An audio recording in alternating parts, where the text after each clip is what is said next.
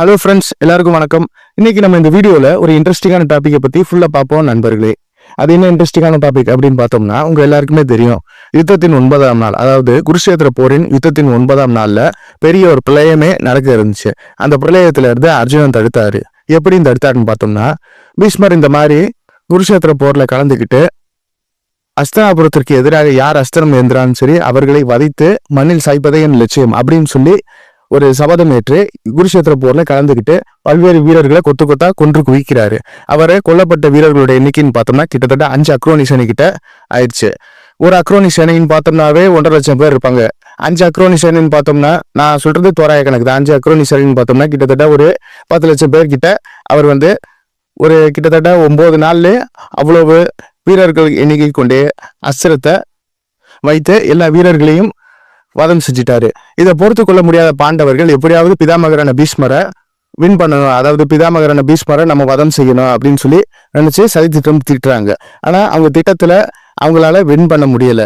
இருந்தாலும் என்னவோ முயற்சி பண்ணி பல்வேறு சூழ்ச்சிகளை ஃபாலோ பண்ணி அவர்களை வின் பண்ணணும்னு பார்த்துக்கிட்டு ஒரு சுவாரஸ்யமான ஒரு திட்டத்தை போடுறாங்க. அது என்ன திட்டம்னு பார்த்தோம்னா, யுத்தத்தின் 9ஆம் நாள் நைட்ல போய் பிதாமகரான பீஷ்மர்கிட்ட உங்களுக்கு என்ன பண்ணணும், நீங்க எப்படி யுத்தத்துல இருந்து நீக்கப்படணும், உங்களை எப்படி நாங்க வதம் செய்யுது தாத்தா அப்படின்னு சொல்லி அவர்கிட்டயே அவர் கொள்றதுக்கான ஐடியா வைக்கிறாங்க. சரி, நம்மளுக்கு காலம் வந்துடுச்சு, இந்த பாண்டவர்கள் ஜெயிக்கணும்னா நம்ம தோக்கணும், அதுக்கு என்ன வழியோ நம்ம சொல்லிடலாம் அப்படின்னு சொல்லி என்னை கொள்றதுக்கு 5 தங்க அம்புகள் என் பிரம்மச்சாரியத்தின் சக்தியால உருவாக்கப்பட்ட 5 தங்க அம்புகள் என்கிட்ட இருக்கு பாண்டவர்களே. அந்த 5 தங்க அம்புகளை வச்சுதான் உங்களை கொல்லணும்னு நான் சபதம் போட்டிருக்கேன். அந்த 5 தங்க அம்பா உங்களுக்கே தர்றேன். நீங்களும் அந்த தங்க அம்புகளை வச்சு என்னை 10ஆம் நாள் போர்ல சிகண்டியை முன்னிறுத்தி நீங்க ஆளுக்கு ஒவ்வொரு அம்பை எய்தோம்னா என்னோட சக்தி ஃபுல்லா போயிடும். நீங்க எளிதா என்னை வின் பண்ணிடலாம். அது மட்டும் இல்லாம அர்ஜுன் நீ ஒரு விசேஷ அஸ்திரத்தை பயன்படுத்தி என்னை அம்பு படுக்கையில நிர்மூலமாக்கி விட்டுரு. இதான் என்னை கொள்றதுக்கு ஈஸியான வழி.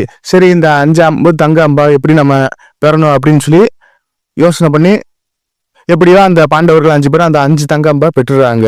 சரி, இந்த தங்க அம்புக்கும் பீஷ்மருக்கு என்ன சம்பந்தம் அப்படிங்கிறத ஃபுல் வீடியோ என்கிட்ட பழைய வாட்ச் லிஸ்ட்ல போய் இருக்கு. அதை போய் பாருங்க நண்பர்களே. சரி, நம்ம கதைக்கு வருவோம். இப்படியே பீஷ்மரை வின் பண்றதுக்காக 5 தங்க அம்புகளை பாண்டவர்கள் பெறாங்க. பாண்டவர்கள் 10ஆம் நாள் போர்ல சிகண்டியை முன்னிறுத்தி பீஷ்மரை வீழ்த்துறாங்க அப்படிலாம் தெரியும். ஆனா யுத்தத்தின் 9ஆம் நாள் ஒரு பெரிய பிரளயம் வந்துச்சு. அது என்னன்னு பார்த்தோம்னா, இப்படி பீஷ்மர் பல்வேறு வீரர்களை வதம் செஞ்சுக்கிட்டே இருக்காரு. பீஷ்மரை இப்படியே விட்டோம்னா அவர் நம்ம சேனையில ஃபுல்லா நிர்மூலமாக்கிவார் நினைச்சு கிருஷ்ணன் சொல்றாரு, நீங்க தர்மம் தர்மம் சொல்லிட்டு அதர்மம் பக்கம் நிக்கிறீங்களே பிதாமகரே. அது மட்டும் இல்லாம உங்கள் பேரன்களான, அதாவது பாண்டவர்கள் கௌரவர்கள் எல்லாருமே உங்க பேரன் தான். இருந்தாலும் உங்களுக்கு தந்தைக்கு கொடுத்த சத்திய வாக்கின் காரணமாகவே இப்படி எல்லா வீரர்களையும் வதம் செய்கிறீங்க. இது எந்த வகையில நியாயம்? நீங்க என்னதான் பிரம்மச்சரியா இருந்தாலும் உங்க தந்தைக்கு கொடுத்த வாக்கை நிறைவேற்ற காரணத்தினால இருந்தாலும் தர்மமா இருந்தாலும் நீங்க இப்படி செய்யறது தவறு அப்படின்னு சொல்றாரு. அப்படியே பேச்சுவார்த்தையில கிருஷ்ணனுக்கும் பீஷ்மருக்கும் பேச்சுவார்த்தையா இருக்கிறது வாக்குவாதமா மாறுது. வாக்குவாதம் போர்கிட்ட வருது. அப்புறம் பீஷ்மர் சொல்றாரு, வாசுதேவரே, நீங்கள் என்னதான் என்னை குறை சொன்னாலும் நான் ஒரு பிரம்மச்சாரி. அது மட்டும் இல்லாம என்னுடன் உள்ள சக்தி, அதாவது மிருக பலத்தின் சக்தி இந்த பிரபஞ்சத்துல யாருக்குமே கிடையாது. அது மட்டும் இல்லாம நீங்களோ ஒரு சூழ்ச்சிக்காரன், சதிகாரன், அப்புறம் என்னென்னமோ சொல்லி திட்டுறாரு கிருஷ்ணன். நீ எந்த ஒரு வேலையும் செய்யலாக்கி இல்லாதவன், ஒரு வேலையை போரிட்டு செய்ய மாட்ட, சூழ்ச்சி செய்தோ மற்றவங்களை ஏமாத்தியோ அந்த மாதிரிதான் வேலையை பார்த்து ஃபுல்லா வின் பண்ணுவ. அதனால என் சக்தியை பேசுறதுக்கு உனக்கு தகுதி இல்லை அப்படின்னு சொல்லி பேசுறாரு.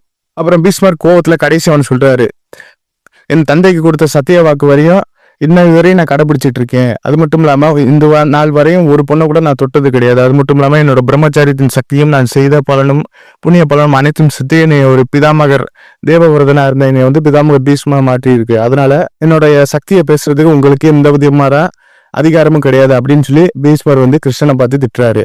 அப்புறம் பீஷ்மரை எப்படியாச்சும் வீழ்த்தணும்னு சொல்லி கிருஷ்ணனை, நீங்க இப்போ கூட அஸ்திரத்தை தியாகம் செய்யலைன்னா இப்பவே உங்களை நான் வதம் செய்வேன். உங்களை வதம் செய்யறதுக்கு என்னோட சுதர்சன சக்கரம் தேவையில்லை, இந்த ரதத்துல உள்ள சக்கரமே போதுமானது அப்படின்னு சொல்லி அந்த ரதத்துல ஒரு சக்கரத்தை பிடுங்கி கிருஷ்ணன் பீஷ்மரை வதம் செய்யறதுக்காக, அதாவது பீஷ்மரை வதம் செய்யறதுக்காக கிட்டத்தட்ட அந்த சக்கரத்தை எடுத்து கோவத்தின் உச்சத்துக்கே போய் அந்த சக்கரத்தை சுழல வச்சு பீஷ்மரோட நெஞ்சத்தை சேர்த்து அதுக்கு குறி வச்சு கிருஷ்ணன் அட்டாக் பண்ண தயாராகிறாரு. அப்புறம் என்ன ஆச்சுன்னு பார்த்தோம்னா, கிருஷ்ணன் எல்லாத்தையும் ஸ்தம்பித்த செய்வாரு, உலகத்தை அமைதிப்படுத்துவாரு, தனியா போய் பேசுவாரு.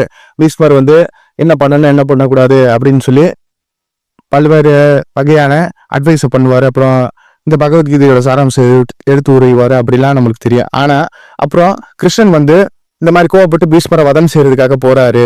இப்படியே போனா கிருஷ்ணன் வந்து வாக்கு மீறி பாண்டவர்களுக்கு உதவி செய்தாரு. அது மட்டும் இல்லாம கிருஷ்ணன் கொடுத்த வாக்கும் பொய்யாகும் அப்படின்னு சொல்லி அர்ஜுனன் சங்கடப்பட்டு, வேண்டாம் பாண்டவா, இந்த மாதிரி செய்யாதீர்கள், அர்ஜுனனுக்காக எனக்காக நீங்கள் வந்து இந்த மாதிரி அதர்மம் செய்யாதீர்கள் அப்படின்னு சொல்லி கிருஷ்ணன் வந்து எவ்வளவோ அர்ஜுனன் கெஞ்சி பாக்குறாரு. இருந்தாலும் கிருஷ்ணன் வந்து ஒன்னே ஒன்று சொல்றாரு, நீ போற்ற இந்த வாசுதேவ கிருஷ்ணனை பல்வேறு பேரு யுத்தத்தின் இறுதியில சாபம் வழங்கி தூற்று போறாங்க. அதை பத்தி எனக்கு கவலை கிடையாது. இப்போ இருக்கிற ஒரே ஒரு கவலை என்னன்னா, பிதாமக பீஷ்மர் வதம் செய்யப்பட வேண்டும். இது மட்டும்தான், இதை பத்தி தான் நான் சிந்திக்கிறேன்.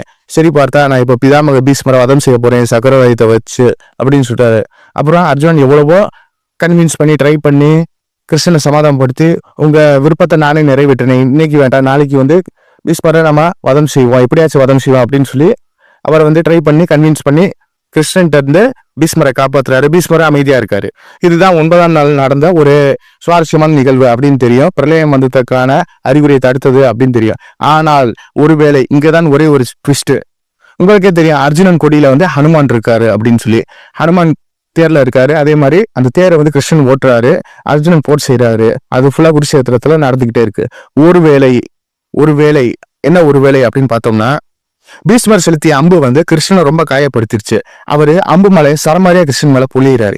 இப்படி சரமாரியா 9ஆம் நாள் போர்ல அபிமன்யு மேல, பீமன் மேல, அர்ஜுனன் மேல, பாண்டவர்கள் மேல, அது மட்டும் இல்லாம பாண்டவர்களோட உறவினர்கள், நண்பர்கள், மேலும் விராடன் துருபதன் மேல பீஷ்மர் வந்து அம்பு மலைய சரமாரியா பொழிகிறாரு.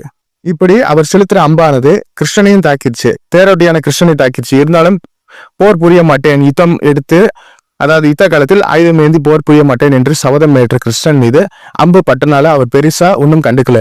இருந்தாலும் கோவப்பட்டு அவர் சக்கரத்தை எடுத்து பீஷ்மரை அடிக்க போனாரு அப்படின்னு பார்த்தோம் முன்னாடி. ஆனா இந்த நிகழ்ச்சியை ஃபுல்லா தேர் மேல ஏறி நின்று ஆஞ்சநேயர், அதாவது வாயு மைந்தரான ஆஞ்சநேயர் வேடிக்கை பார்த்துட்டு இருக்காரு.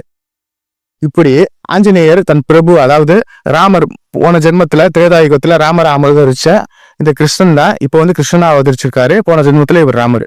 இப்போ வந்து தன் எஜமானர், அதாவது தன் பிரபுவை வந்து இந்த மாதிரி காயப்படுத்திட்டாரு பீஷ்மர். அவர் எப்படியாச்சும் வதம் செய்யணும், இவர் என்னமோ பிரம்மச்சாரியத்தின் சக்தி, அவரா என்னை மிஞ்ச யாருமே கிடையாது அப்படின்னு சொல்லி சபதம் ஏற்றிருக்காரு. அது மட்டும் இல்லாம பெணாத்திட்டு இருக்காரு, என்னென்னமோ வளர்றாரு அப்படின்னு சொல்லி ஆஞ்சநேயர் ஃபுல்லா காது கொடுத்து கேட்கிறாரு. ஒருவேளை அந்த தேர்ல இருந்த ஆஞ்சநேயர், நீ என்னடா பிரம்மச்சாரியா இருக்கிறது, உனக்கு பல யுகத்துக்கு முன்னாடி நான் பிரம்மச்சாரியா தான் வாழ்ந்துகிட்டு இருக்கேன், பிரம்மச்சாரியத்தின் மொத்த சக்தியை நான் தான், என்னைய மிஞ்சுறதுக்கு யாருமே கிடையாது, நீ என்னமோ உனக்கு விருப்பம் மரணம் வேண்டும், விருப்பம் மரத்தினால மட்டும்தான் நீ சாவ அப்படின்னு சொல்லி நினைச்சுக்கிட்டு இருக்காரு. ஆனா எனக்கு சாவே கிடையாது, என் பிரபுவான ராமரை நான் எடுத்து நின்று அவரே நான் வெற்றி பெற்றிருக்கேன் என் சக்தியை பயன்படுத்தி அப்படின்னு நினைச்சு ஆஞ்சநேயர் அந்த கொடியில இருந்து இறங்கி வந்து பீஷ்மரோட போரிட்டா என்ன ஆகும் அப்படின்னு தெரியுமா உங்களுக்கு? உண்மையிலே பீஷ்மரை விட 1000 மடங்கு, ஏன் சொல்ல முடியாத அளவுக்கு பல்வேறு மடங்கு சக்தி பெற்றவர் தான் இந்த ஆஞ்சநேயர். பிரம்மச்சாரியா இருக்கிறது பீஷ்மர் என்னவோ இருக்கலாம், அவர் தேவவர்தனா இருக்கலாம், கங்கையின் மைந்தன் அப்படின்னு இருக்கலாம். ஆனா அதை விட பன்மடங்கு சக்தி பெற்றவர், பன்மடங்கு ஆற்றல் பெற்றவர் தான் இந்த வாயு மைந்தனான ஆஞ்சநேயர். அவர் காலத்திலே திரேதாயுகத்திலே ராவணன், கும்பகரன், மேகநாதன், பல்வேறு அரக்கர்கள், ராமர் லக்ஷ்மணர்களுக்கு சக்திக்கு இணையாக நின்று போர் புரிந்து ராமாயணத்தை போர் முடிச்சு வச்சிருக்காரு. அஷ்டமாஸ்திகளை பெற்றிருக்காரு. வாலி, சுக்ரீவன் போன்ற வானர வீரர்களை விட இவருக்கு சக்தி அதிகம். அப்படிப்பட்ட வானர வீரனான இந்த ஆஞ்சநேயர், அஞ்சனை மைந்தன், சிவபெருமானின் அம்சமான இந்த ஆஞ்சநேயர் வந்து போர் புரிஞ்ச என்ன எவ்வாறு அப்படின்னு பார்த்தோம்னா, தன்னோட கதையை பயன்படுத்தி ஒரே அடியில பீஷ்மரை வீழ்த்திடுவாரு. பீஷ்மர் மரணிக்க மாட்டாரு, மரண தருவாய்க்கே போயிடுவாரு, மரண படுக்கைக்கே போயிடுவாரு. அர்ஜுனன் சிகண்டிய முன்னிறுத்தி கஷ்டப்பட்டு இந்த போர்ல வின் பண்ண வேண்டிய அவசியமும் கிடையாது. கிருஷ்ணன் தன் சக்கரத்தால பீஷ்மரை வின் பண்ண வேண்டிய அவசியமும் கிடையாது. பீஷ்மருக்கும் ஆஞ்சநேயருக்கும் போர் வந்தா பீஷ்மர் 2-3 அடி தான் அடிப்பாரு. ஆனா ஒரே அடியில பீஷ்மர் வந்து ஆஞ்சநேயரை இடமிருந்து தோற்று போயிருப்பாரு. இதான் உண்மை. பீஷ்மருக்கும் ஆஞ்சநேயருக்கும் போர் வந்தால் கோவப்பட்டு ஒருவேளை தேர் தட்டிலிருந்து இறங்கி ஆஞ்சநேயர் வந்து பீஷ்மரை தாக்கினால் பீஷ்மர் அந்த தருவாயில் மரணித்து விடுவார், மரண படுக்கைக்கு சென்று விடுவார். இதுதான் உண்மை, சத்தியம். பீஷ்மரை வெல்ல யாரும் கிடையாது என்ற பேச்சு இங்கு தவறானது. பீஷ்மரை வெல்ல பல்வேறு வீரர்கள் இருக்கிறார்கள், பல்வேறு கடவுள்களும் இருக்கிறார்கள், பல்வேறு சக்திகளும் உண்டு. எனவே இந்த போரில் வெற்றி பெற்றவர் ஆஞ்சநேயர் ஆவார். ஆனால் இது ஒரு கற்பனை போர் மட்டுமே. உண்மையில் யுத்தத்தின் 9ஆம் நாளில் ஆஞ்சநேயர் கோவப்பட்டு பீஷ்மரை தாக்கியிருந்தால் நிச்சயமாக பீஷ்மர் மரணித்திருப்பார். நன்றி, வணக்கம். ஓம் நம சிவாய.